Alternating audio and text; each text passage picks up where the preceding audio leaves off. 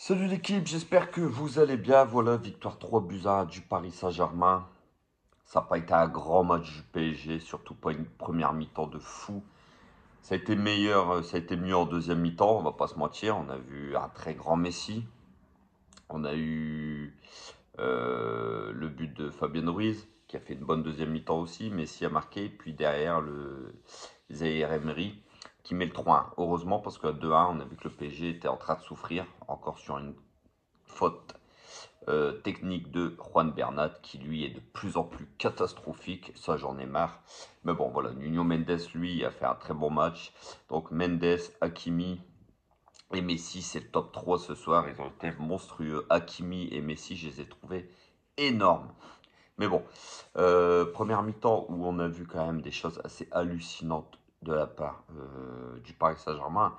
Première mi-temps qui n'a pas été bonne du tout, aucun mouvement, aucune intensité. Voilà, le PSG des derniers.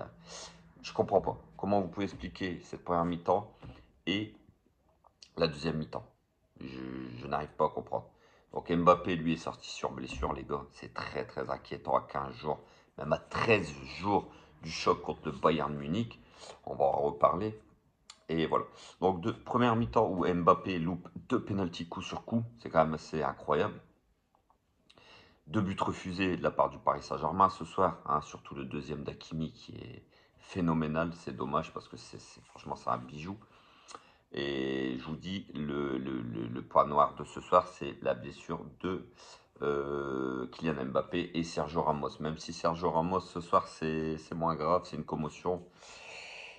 Il sera là. Mais bon, voilà, apparemment Mbappé c'est quand même musculaire. Donc comme je vous dis, c'est très très inquiétant. On a 13 jours du Bayern Munich, mais nous on n'a jamais de chance. Nous on a tout le temps des blessés.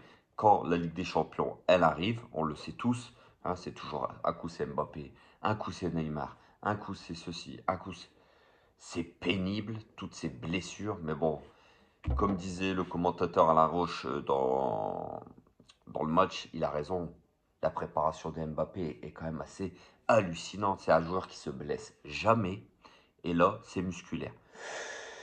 Pourquoi? Parce que, voilà, après la finale de la Coupe du Monde, lui, 3 jours après, il revient à l'entraînement. Il joue contre Strasbourg. Ensuite, il s'en va une semaine en vacances à New York. Il revient.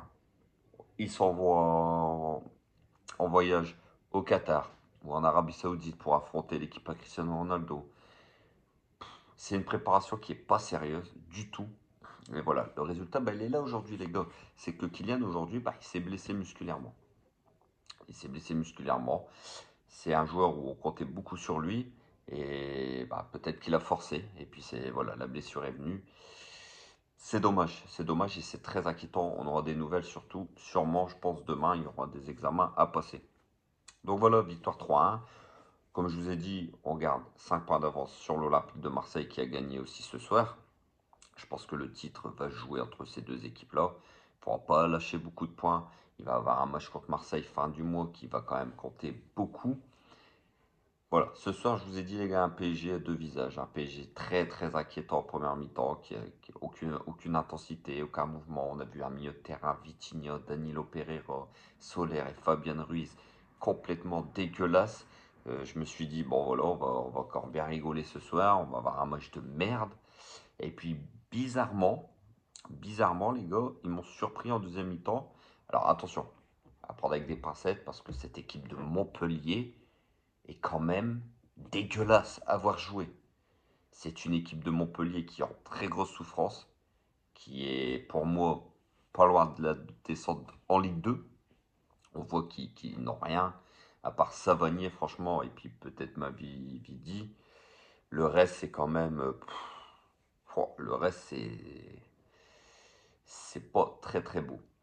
Donc voilà, aidé quand même par une équipe de Montpellier quand même assez fébrile ce soir. Donc Paris s'est réveillé quand même en deuxième mi-temps. On a vu du mouvement, on a vu des solutions, on a vu des joueurs faire les efforts, on a vu des joueurs proposer.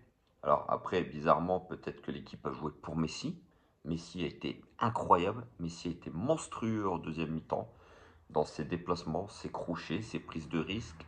Ça a été assez hallucinant. Pareil pour Hakimi, que j'ai trouvé vraiment en feu sur son côté droit. J'espère qu'on aura un Hakimi à ce niveau-là tout le long du mois de février.